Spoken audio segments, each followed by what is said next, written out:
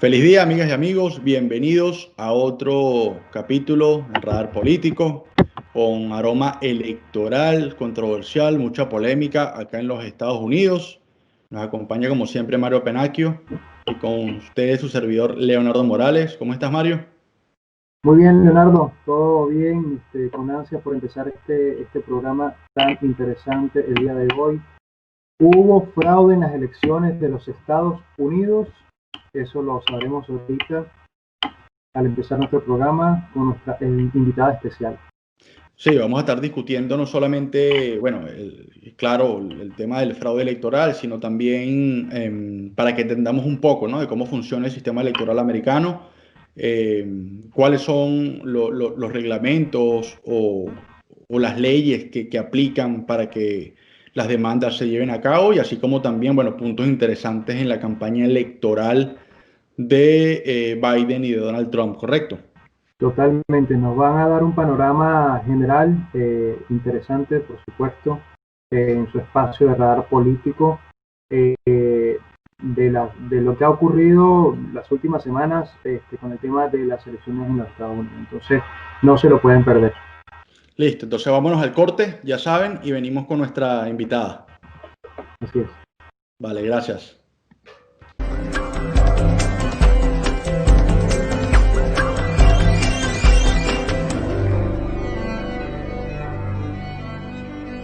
Bienvenidos nuevamente, amigas y amigos. Ya estamos con nuestra invitada, la profesora, la doctora María Puerta, es licenciada en Ciencias Políticas en la Universidad de Carabobo, ¿correcto, profe?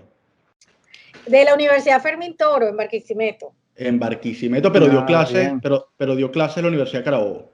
Yo soy egresada de la Carabobo en la maestría y en el doctorado y di clases hasta, bueno, yo llegué hasta el 2018. Ciertamente, tiene doctorado también en Ciencias Sociales y en Ciencias Políticas también. Está ahorita dando clases en Valencia College, acá en Orlando, ¿correcto? Es así. Y bueno, maneja muy bien todo lo que habíamos conversando anteriormente, el tema electoral acá en los Estados Unidos y estoy seguro de que va a ser un programa muy nutritivo, ¿no? Sobre todo por muchas Ujú. dudas que no solamente tenemos los venezolanos, sino el mundo en general. En general. Así que bueno, Mario, nuevamente gracias también acá por acompañarme. Ya creo que los problemas de conexión están resueltos. Antes de darle la palabra a Mario, profesora, hicimos muchos programas o hemos hecho par de programas en el cual analizamos la campaña electoral de ambos candidatos, ¿no? Uh-huh.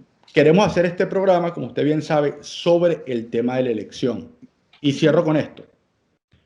Dos candidatos. Un candidato, por el Partido Republicano, Donald Trump, exhortó a sus votantes a que lo hicieran de manera presencial, ¿no? Sí.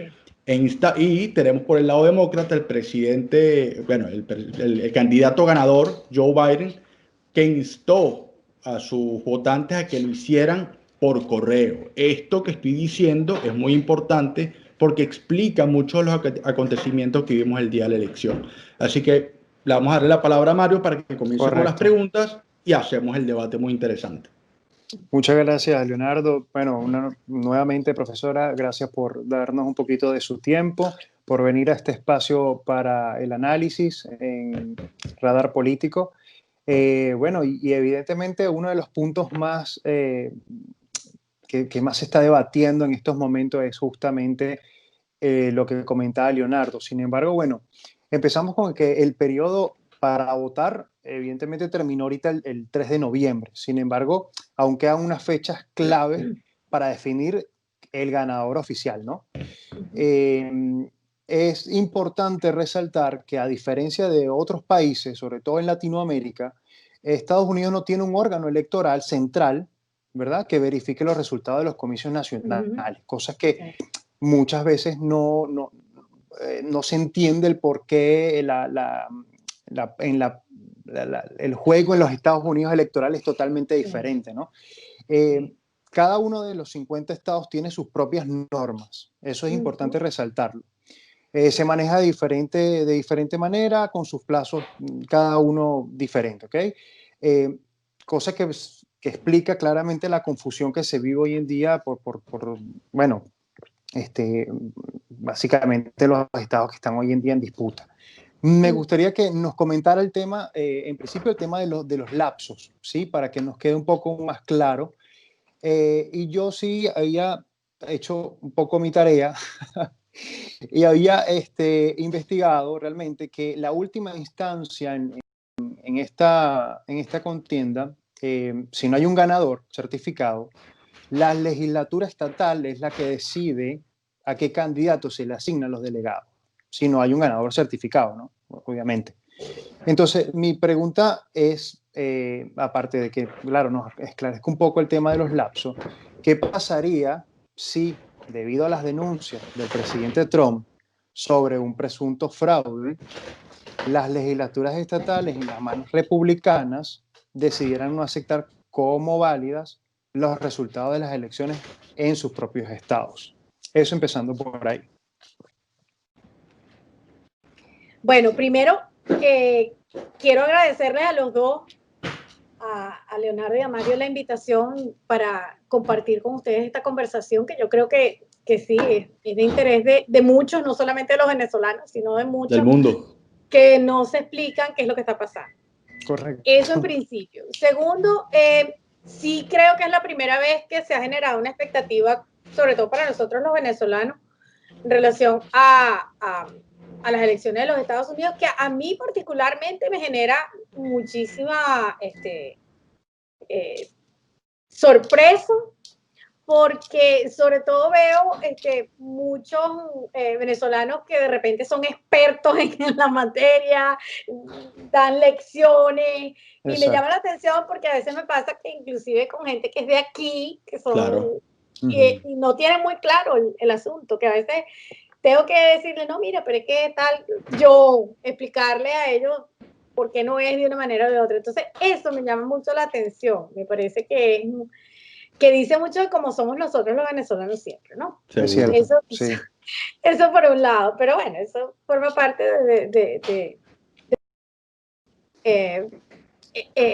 no es cultura, eso será, no sé, idiosincrasia, será, no sé. Con respecto a lo que decía Mario de las legislaturas, mira, no son las legislaturas, aunque eso depende de las leyes. Hay estados, porque como eso no está establecido en la Constitución, que por ejemplo, ¿qué pasa cuando X entonces no hay un resultado?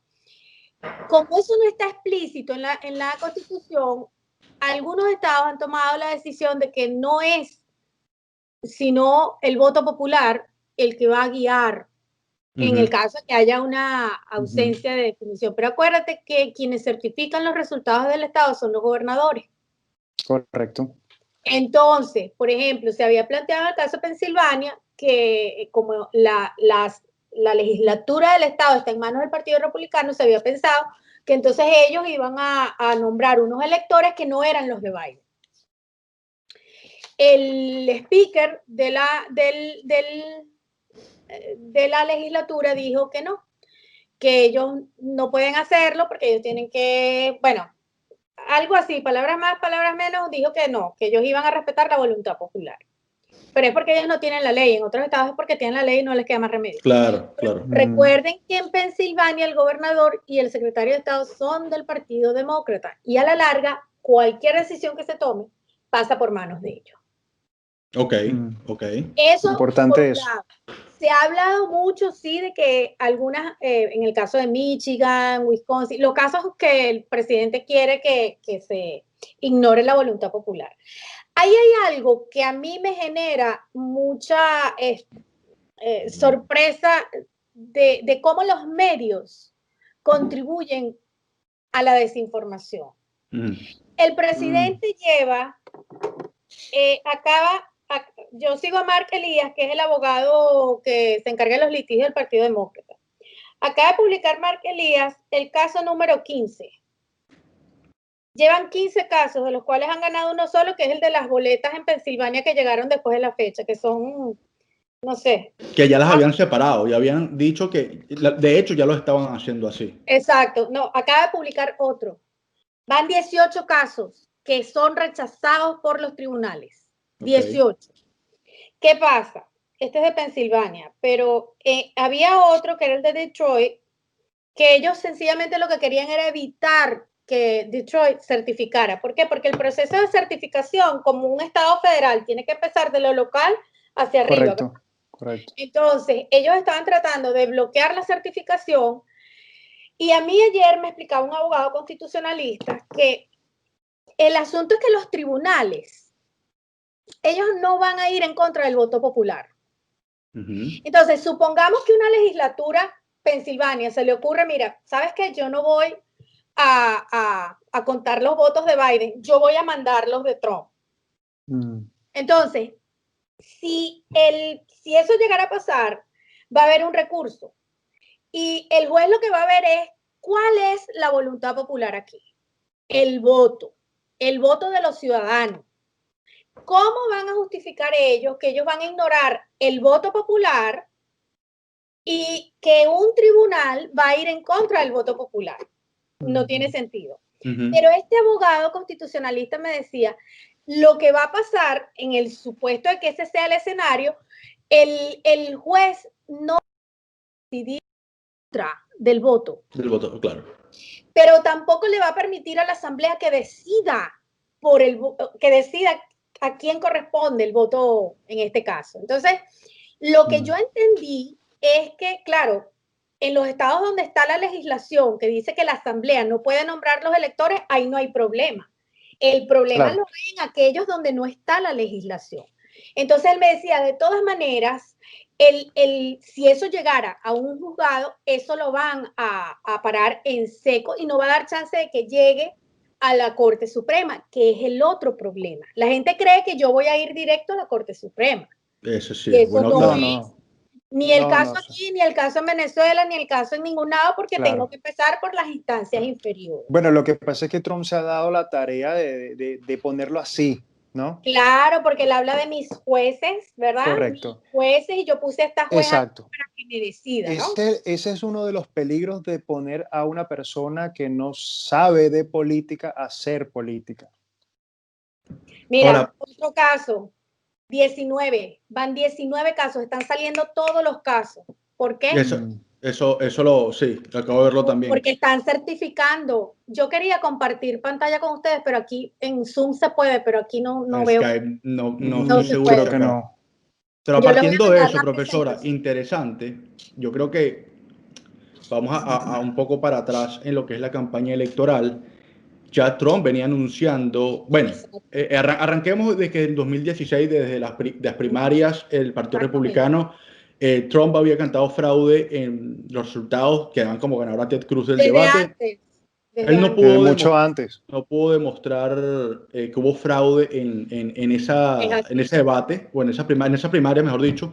Tampoco pudo demostrar que hubo fraude en la elección versus, que aun y cuando ganó, también hablaba de fraude. Pero él lo decía, me van a hacer fraude, me van a hacer fraude. Sí. Ahora, la pregunta es, profesora, políticamente hablando, ¿cómo queda la institucionalidad de los Estados Unidos frente a estas amenazas sin pruebas? Porque, a ver, yo creo que es legítimo de cualquier candidato decir a los americanos, donde sea, he notado una serie de incongruencias en el proceso electoral. Una vez terminado el proceso, yo voy a presentar un recurso ante las instancias competentes para demostrarte que lo que estoy diciendo es cierto. Es muy distinto a esto es una elección fraudulenta, hablar de corrupción y no entregar pruebas.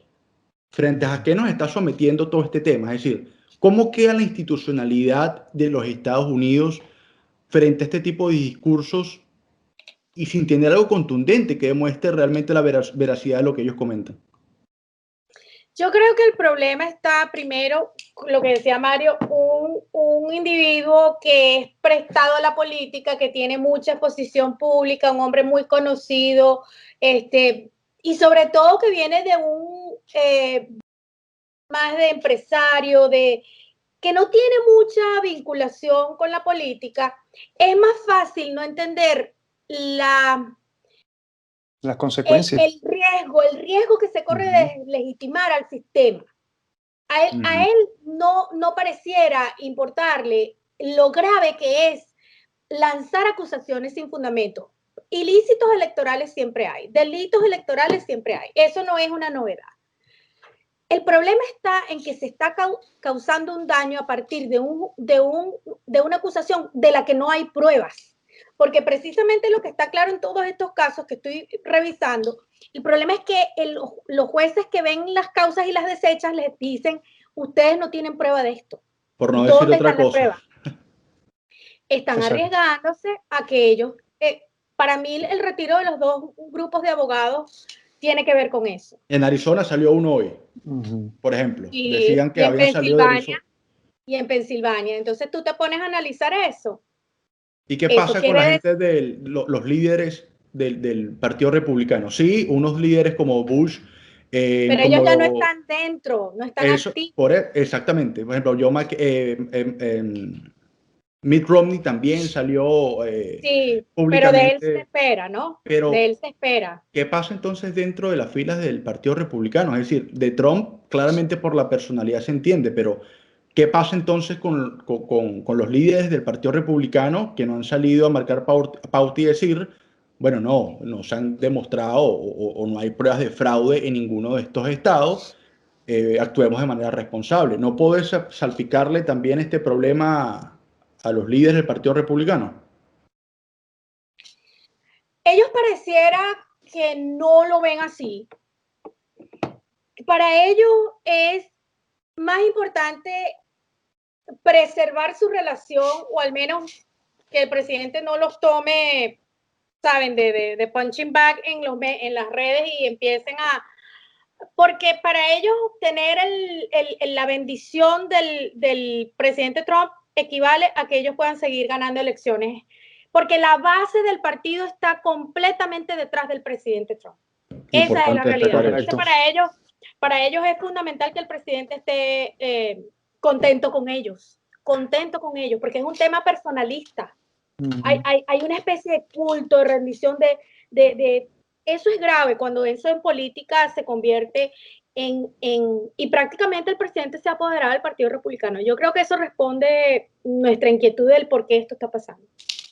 Interesante, eso que usted acaba de mencionar.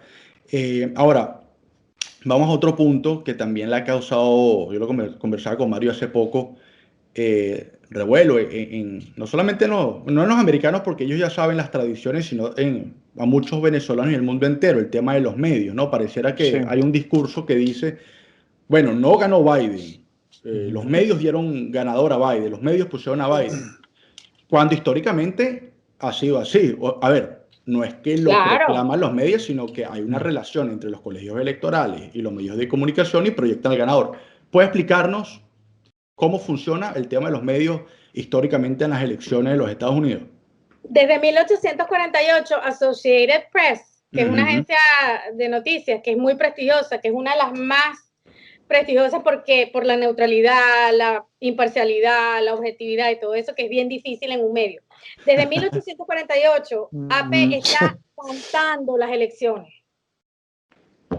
Ellos tienen los números, ellos tienen los resultados, los tabulan, los cuentan y dicen, fulano, claro, hacen proyecciones también, consideran los márgenes, todo eso, pero cuando AP dice, ganó fulano, ganó fulano. Esa es la realidad.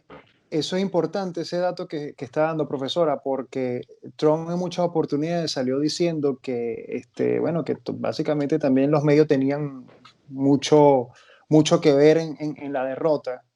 Pero tanto es así, es tan tradicional ese tema, que hasta Ivanka Trump, su hija, publicó un tweet de Associated Press proyectando la victoria de su papá en Alaska. Entonces, es algo... Es increíble ¿sabes? Es como un doble estándar. Cuando me beneficia a mí, chévere. Y yo creo que el problema es que la gente en su fanatismo no lo percibe. En el 2016, a las 2:35, AP declaró que Trump había ganado. Exacto. Ellos no lo recuerdan, eso uno lo busca googleelo y lo consigue.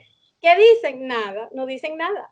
Correcto. No dicen nada. O sea, los medios históricamente han cumplido un papel fundamental en las elecciones de los Estados Unidos porque pareciera ser algo simbólico, además, que va mucho con la tradición electoral. Ahora, luego de que a Biden lo dan como presidente electo, ¿no? La mayoría de los, bueno, sí, la mayoría de los medios de comunicación se procede, profesora, a lo que es la legitimidad por parte de los ministros, de los presidentes, organismos internacionales. Muchos presidentes y ministros salieron a felicitar al presidente electo, Joe Biden. Eso causó también mucho revuelo, Sí. especialmente por los venezolanos, no solamente porque Guaidó, el presidente interino, mostró sus felicitaciones a, a Biden, sino también Leopoldo López. Por otro lado, el mismo Nicolás Maduro también mostró su gratitud hacia el Sí, presidente Biden. sí. ¿Qué importancia tiene el reconocimiento internacional a los presidentes electos, especialmente en los Estados Unidos? Es decir, ¿qué peso, de qué tanto influye este tema de cara a lo interno? Es que fíjense lo contradictorio de esta situación. Esta es una situación que de verdad no tiene ningún sentido, porque eso simplemente lo que está reafirmando es que aquí tradicionalmente, históricamente, cuando AP declara a un ganador, ese es el presidente, porque por uso y costumbre eso es el mecanismo que se utiliza. ¿Qué pasa? Que con Trump todo lo que eran símbolos, tradiciones, costumbres, todo eso ha sido trastocado. Sí. Esa es la realidad. Increíble, pero cierto, ¿no? Que en los sí, Estados no, Unidos... es que, pero eso es lo que ocurre, lo que decía Mario. Esto no es una presidencia tradicional, esta no es una presidencia por el manual, esta no es una presidencia típica de los Estados Unidos. Esto es una cosa completamente... Bueno, y tan cierto es eso, y es bueno que lo recordemos, porque es importante mencionar estos pequeños detalles que hacían distinta a los Estados Unidos. Todos recordamos John McCain versus Barack Obama. Eran dos candidatos con posiciones muy bien encontradas. No fue una campaña electoral de las más muy limpias dura en ataques que se diga. Pero el video que hace McCain para conceder el discurso de concesión, sí. Es notable, sí, ¿no? Es notable. Y otros discursos de concesión han sido también piezas que se reconocen como de claro, la grandeza del experimento americano. Eso es lo que hace a este país grande. La carta que le hace Bush padre a Bill Clinton. Y la carta que le hizo George Bush a los Obama. Exacto. Y por qué no también hablar de tema de Al Gore, porque ahora pareciera que Al Gore en el año 2000. Pero fíjate, eso es interesante porque me han hecho esa pregunta muchas veces, pero es que el caso de Al Gore no tiene nada que ver porque eso era no, es otra cosa, es otra cosa. Pero incluso él en su momento, frente a una situación... Y en un estado determinado, no estamos hablando de varios. Exacto, o sea, no fue en Florida. Fue en Florida y ya. Sí. Correcto. Es que mira, esta es una situación que no debería estar pasando. La preocupación de muchos es que realmente esto, más allá de ser un debate, un show, de tener a un presidente no experto en este tema en específico de las elecciones, de no saber cómo comportarse en ciertos aspectos, es justamente lo que decía Leonardo, es la gravedad del asunto, el daño que se le hace no solamente a las instituciones, sino obviamente a la misma democracia. A mí me causa mucha gracia también los extremos de la gente diciendo también que Biden, no, bueno, si va a ganar Biden, esto es porque viene el comunismo y lo que se viene para Estados Unidos. Miren, empezando, por eso yo hacía el comentario al principio, donde los Estados Unidos no tienen un órgano central para certificar el tema de los resultados de las comisiones nacionales.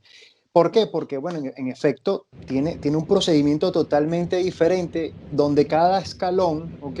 Empezando por el Poder Judicial, después pasando por la certificación de quién ganó en cada estado, el tema de los colegios electorales, la certificación del Senado, y bueno, en últimas instancias ya sabemos que se hablaba del tema de la legislatura. Es un proceso que engloba el hecho de que pensar más en un fraude lo deja muy minúsculo. Entonces, eso es muy interesante porque... Y fíjate que lo que la gente ignora es que en el caso de que el presidente Biden no pueda ser reconocido por cualquier circunstancia, y llegado el 20 de enero y eso no se ha solventado, la presidencia recae en el speaker de la Casa de Representantes. Correcto. O sea, que sería Nancy Pelosi, no es Trump. Trump no va a ser el presidente. Y ese es el problema que mucha gente tiene, en el sentido de que no encuentran manera de justificar el hecho de que hay una verdad incontrovertible. Independientemente de Biden, el presidente Trump ya no es el presidente. Correcto. Y una pregunta, profesora.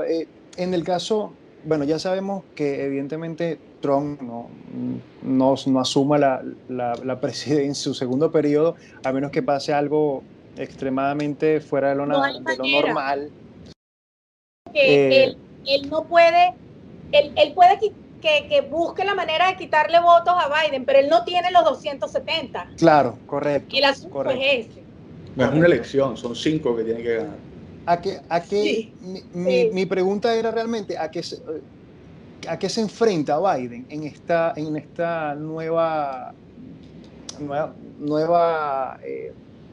¿cómo se llama? Travesía, ¿no? para los Estados Unidos. ¿Por qué? Porque yo por lo que veo, Biden, después de salir de este torbellino de locuras, se enfrenta realmente a un problema, en principio, en temas económicos bastante relativos. Sí, El tema del COVID, serio, el tema del COVID serio. los ha dejado bastante golpeados, no solamente a la nación de los Estados Unidos, sino realmente a la mayoría de los países a nivel mundial. Pero también tiene encima un tema bien delicado, que es el porcentaje de desempleo que desencadenó este problema sanitario. Entonces, ¿cómo podemos ver este panorama bueno, fíjate de un que Biden en el 2020? Florida es uno de los estados donde más está golpeando no solamente COVID, sino el desempleo. Aquí en Florida Central el desempleo es brutal. ¿Por qué? Sí. Porque esta es una zona que vive del turismo. Entonces tenemos la hotelería prácticamente cerrada, los parques están cerrados. Aquí la economía en Florida, en el centro de la Florida, está en pésimas condiciones y el virus aquí no ha sido controlado. Nosotros no estamos en la segunda ola, nosotros no hemos salido de la primera ola.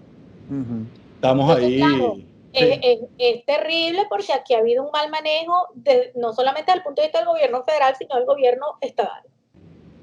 Entonces, Biden se va a enfrentar con un Senado que posiblemente quede en manos de los republicanos, si es que los demócratas no logran ganar. En la Cámara Baja se perdieron unos cuantos escaños. Entonces eso también avisora que va a haber un midterm donde los demócratas probablemente pierdan las elecciones, también por el redistricting que se van a hacer se va a revisar con las nuevas cifras del censo cómo van a quedar todos esos escaños. Entonces también ahí va a haber un reacomodo político. Es decir, el 2021 y este periodo de 2021-2022 va a ser crítico, y Biden tiene que sumar. La meta de él tiene que ser sumar. Por eso es importante que en el Partido Demócrata traten en la medida de lo posible de mantener la cohesión, porque si no, eso va a ser terrible para Biden, no va a tener gobernabilidad. Esa es, bueno, hablando del Partido Demócrata, el problema también es que se ha polarizado mucho, ¿no? Aquí en los Estados Unidos yo creo que llegamos a un punto en que al Partido Demócrata, Trump, eso sí lo hizo con mucha fortuna, catalogarlos como comunistas de izquierda, especialmente por el tema de Bernie Sanders, del caso Cortés. ¿Cree usted, profesora, que dentro del Partido Demócrata también debe haber un debate a lo interno justamente para debatir ciertas posturas, o es sencillamente producto de una campaña electoral de Donald Trump a lo largo de 4 años sencillamente para cautivar el voto latino? Mira, yo creo que el debate lo tienen que dar, pero tiene que ser un debate interno, porque lo que están haciendo ahorita, de verdad, sí, claro, me parece que le hace muchísimo daño al partido. Ahora, yo creo que con las características del Partido Demócrata es necesario que ellos sean lo más diversos y lo más representativos posible, porque frente al Partido Republicano, que es una sola cosa, pues tiene que haber una alternativa.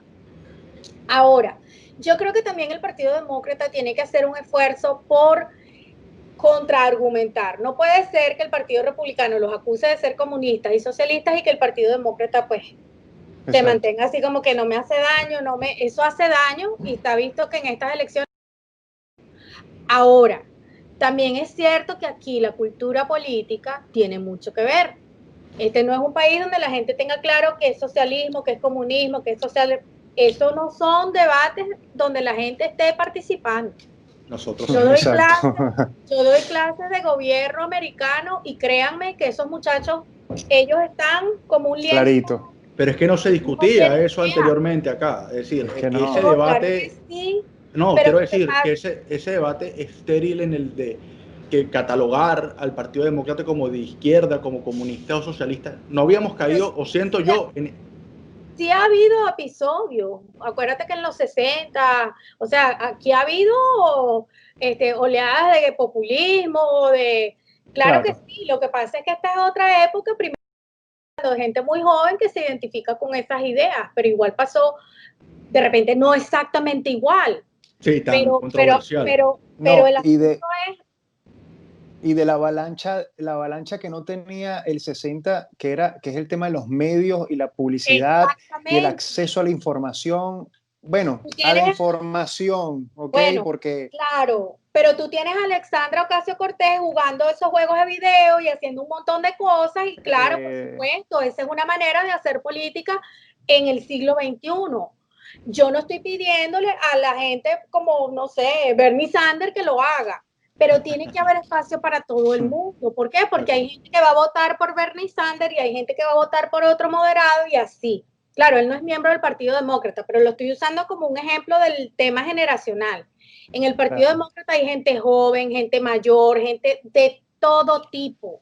Entonces, lo que hay que hacer es seguir, que siga creciendo, porque de lo contrario, el Partido Republicano que se está reduciendo, a lo mejor agarra fuerza. Correcto.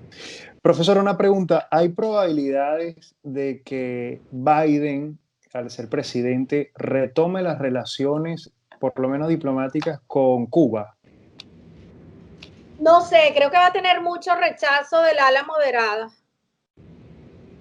Es posible que tenga rechazo en el ala moderada. Es posible que sí toque a Cuba, pero más para acercarse y promover espacios de diálogo, sobre todo que ayuden con el tema venezolano.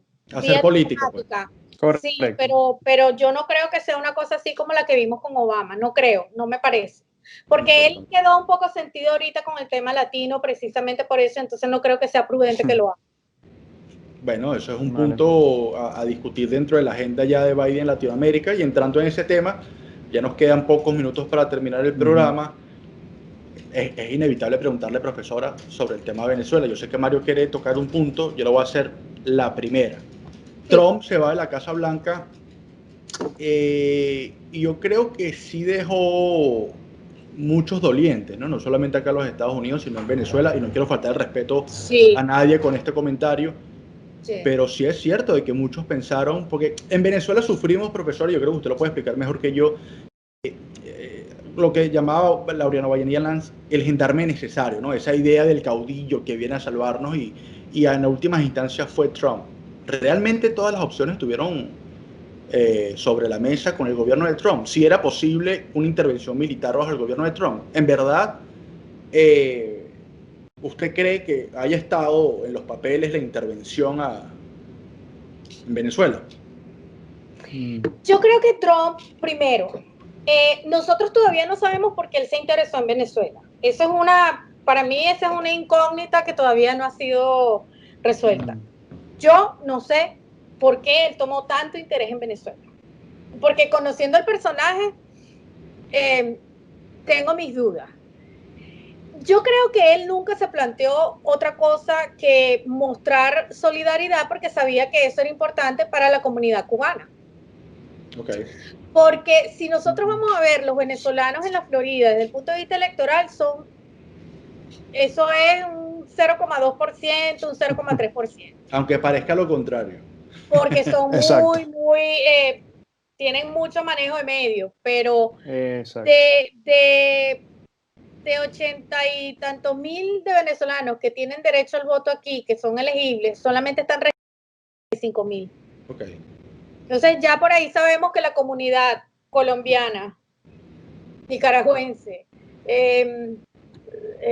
por supuesto los cubanos, son más numerosos. Sí, y sí, si a ver vamos, los puertorriqueños que son ciudadanos, que no tienen problemas de inmigración, que no tienen problemas con el socialismo, en la Florida nada más los puertorriqueños son 1.2 millones de ciudadanos que de alguna forma tienen mayor incidencia en el resultado electoral. Entonces, eso hay que tomarlo en cuenta, que los venezolanos acá, no es que vamos a definir una elección. Es posible que sea importante contar con esos votos porque aquí se ganan elecciones con 500, como en el caso de Gore y Bush. Ajá, pero tomar en cuenta que aquí la población hispana no es nada más venezolanos y cubanos. Importante análisis. Aquí hay una diversidad dentro de la población hispana y que no todos van a ir al lado republicano. Dentro de las propias diásporas, por ejemplo la cubana, hay diferencias. Hay unos que son más demócratas y otros son más republicanos dependiendo de la generación. Entonces están los bloques generacionales, los grupos dependiendo de jóvenes que nacieron aquí, los jóvenes que vienen de Cuba, esos votan diferente a los jóvenes nacidos aquí. Pasa lo mismo con los venezolanos. Entonces, claro, yo creo que ese es un tema muy complejo y por eso hemos visto las discusiones que se han armado entre los venezolanos que vivimos aquí, que hay divisiones entre los que están con Biden y los que están con Trump. Y en Venezuela las divisiones de ahora no son entre chavismo y antichavismo, sino entre Trump y anti-Trump. Entonces, tú te preguntas, pero ¿por qué tiene que importarnos a nosotros esa elección? Bueno, porque Trump va a resolver el problema venezolano. Eso no está claro porque él ha tenido 4 años para hacer algo y la verdad es que lo que ha hecho ha sido poco efectivo. ¿Cuáles han sido los resultados concretos? Más allá de la del apoyo a la comunidad internacional. Pero el apoyo en qué se ha traducido. Claro, en resultados concretos, efectivos, de lo que sea la salida del exactamente. Claro. Es que hay un tema. La cantidad de médicos que mueren en Venezuela todas las semanas por COVID. ¿Cómo es posible que no tengan acceso a equipos de protección? Yo me conformaría con eso. Correcto.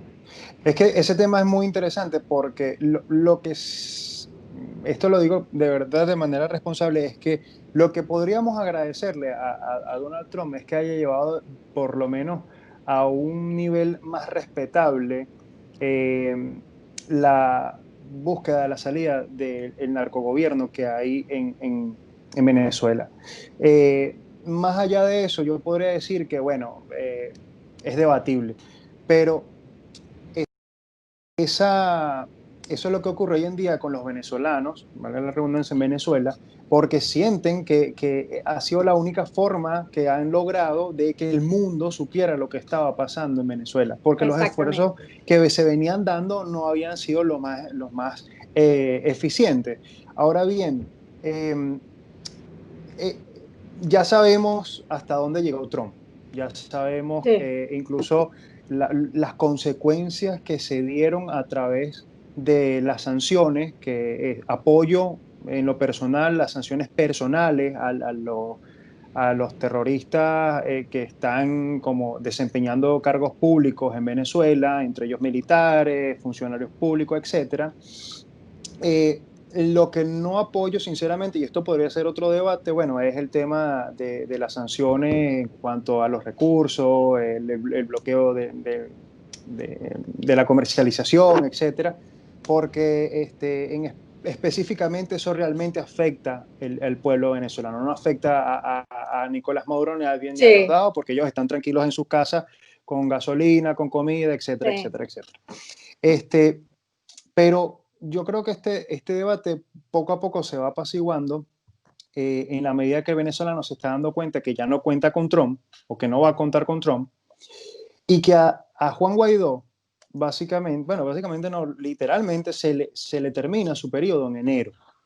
Entonces, realmente, ¿qué va a pasar con Juan Guaidó y Biden, ¿no? en este transcurso del tiempo? Y bueno, probablemente que pueda pasar también, y esto sí, aquí le pido que haga un ejercicio esotérico, ¿qué podría pasar con Biden y el próximo representante o presidente encargado? No sé qué otra figura podrían hacer la oposición para llevar a cabo la libertad de Venezuela. ¿Qué va a pasar con esa nueva figura y Biden? Yo creo, bueno, primero, a mí me parece que el tema es bien complejo porque implica, primero, el nivel el estado de abandono en el que se sienten los venezolanos. Yo hablaba el fin de semana acerca de la orfandad política y pienso que ese es el nombre más adecuado para definir el estado en el que, de abandono que se encuentra el venezolano en general, porque un amigo, un colega me decía, bueno, pero es que estás hablando de los venezolanos y qué pasa con el chavismo. Bueno, es verdad, el chavismo quizás no se sienta parte de ese grupo, pero de que debe sentir abandono lo tiene que sentir. Independientemente de que siga apoyando a Maduro y que siga creyendo en el chavismo, yo pienso que el estado de abandono de los venezolanos en general es más que evidente. Un país que no puede garantizarle a la gente el derecho a la comida, a la salud, a los servicios básicos. Eso es un pueblo que está prácticamente abandonado y que vea a ver cómo hace, porque yo no tengo manera de responder. Eso es abandono, eso es indefensión. Claro. Entonces, ese es el contexto. Yo entiendo que en una situación como esa, los venezolanos no vean otra salida que prácticamente confiar en alguien que, bueno, que les demuestra al menos interés. Porque es verdad, yo coincido con Mario, Trump, ¿cómo no? Ha contribuido a visibilizar el tema venezolano, pero también mencionabas las sanciones. Y mira, las sanciones están perjudicando a gente que no tiene nada que ver con el gobierno. Y no solamente en Venezuela, gente que ha salido del país, que entonces tiene que hacer transacciones normales para vivir y no puede porque el banco es venezolano, el ciudadano es venezolano y no puede abrir una cuenta aquí porque los venezolanos tienen sanciones. Una cantidad de trabas y de limitaciones. Yo recordaba una persona que trabaja con el tema de la ayuda humanitaria y me decía, no tienes idea de lo mucho que nos ha afectado a nosotros, porque de alguna manera nosotros podíamos ayudar a la gente, porque recibíamos ayuda, pero eso se acabó a raíz de las sanciones. Entonces, los que estaban ayudando a solventar las pequeñas crisis que pueden ayudar, porque no se puede ayudar todo, ¿verdad? Entonces ahora a ellos también se les hace más difícil y ellos están trabajando con la gente.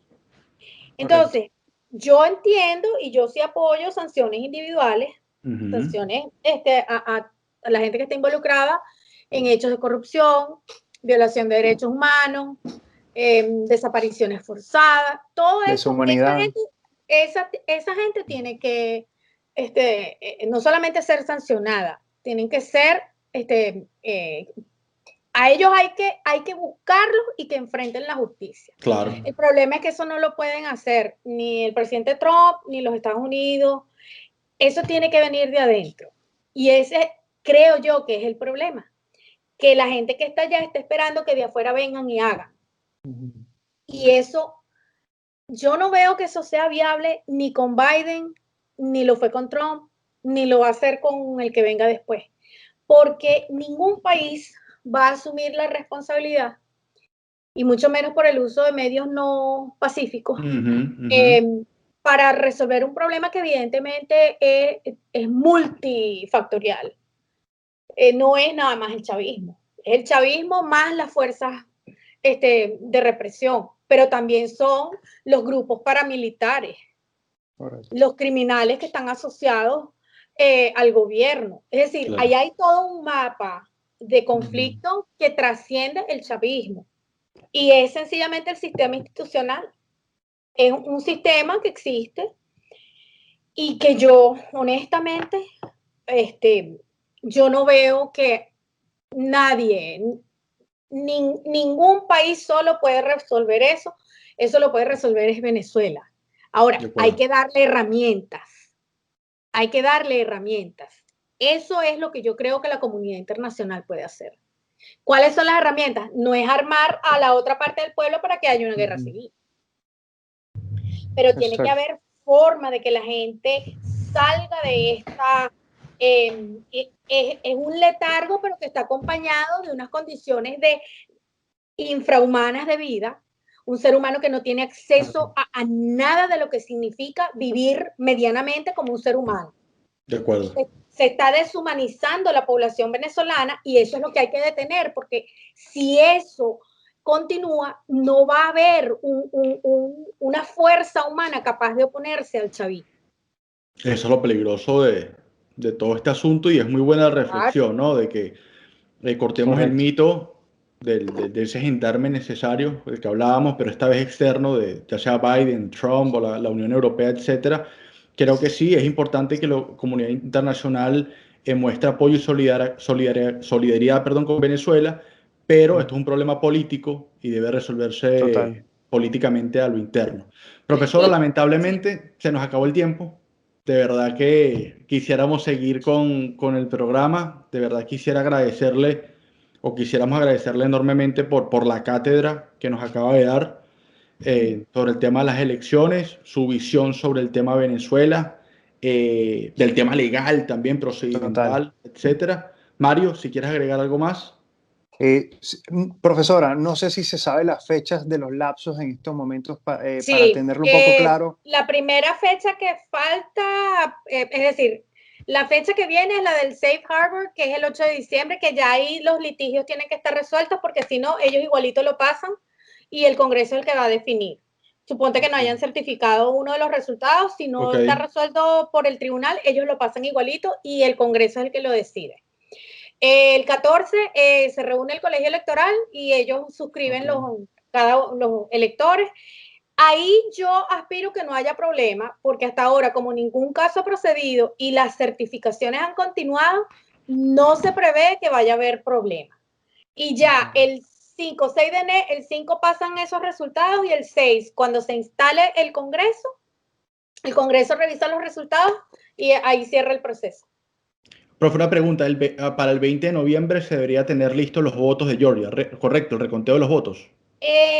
Déjame ver, porque tengo un calendario aquí. Ellos tenían, pero fíjate que eso es lo que me llama la atención, porque ya hoy prácticamente lo están dando como que si el reconteo, y eso no ha terminado, eso es manual. Claro. Pero sí, ellos tienen esa fecha, claro, eso lo están haciendo por circunscripciones, ¿no? Entonces me imagino que es mucho más rápido. Pero sí, ellos tienen que tenerlo listo porque ya para cuando eso pasa al 8 de diciembre, eso tiene que estar certificado por la circunscripción. Entonces sí. Profe, una última pregunta, perdona, porque este tema nos apasiona un poco. Pero el 20 de enero se asume la presidencia, ¿ok?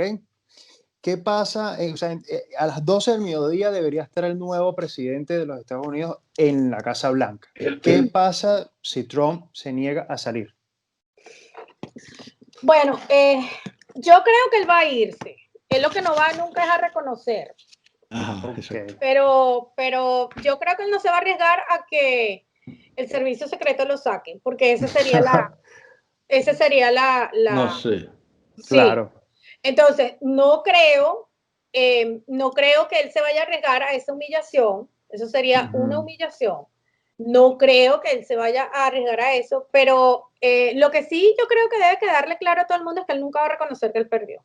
Claro. Eso es un hombre que no está acostumbrado a perder, claro. Él no está acostumbrado a perder, él no va a perder, él va a decir que le robaron la elección. Eso va a quedar así, pero bueno, yo estoy buscando la fecha, pero no la veo aquí exactamente. Pero fíjense, yo creo que el daño se lo hace no a Biden, se lo está haciendo es al sistema electoral y a fin de cuentas se lo está haciendo es al pueblo de los Estados Unidos. Es una lástima, es lamentable. Pero, bueno, profesora, de verdad, muchísimas gracias nuevamente de parte de mi compañero Leonardo, mía, de todas las personas que nos están viendo también. Bienvenida y bueno, ya sabe que esta es su casa, Radar Político. Bueno, a todas las personas que nos están viendo, que no se olviden, obviamente, de suscribirse a nuestro canal de YouTube, de seguirnos por nuestras redes sociales, Radar Político. Y bueno, muchísimas gracias, profesora. Por todo. Gracias, Gracias a profe. ustedes, de verdad que fuimos ustedes conversando sobre Un este tema. placer. Nos Muchísimas vemos gracias. pronto. Hasta Seguro. luego.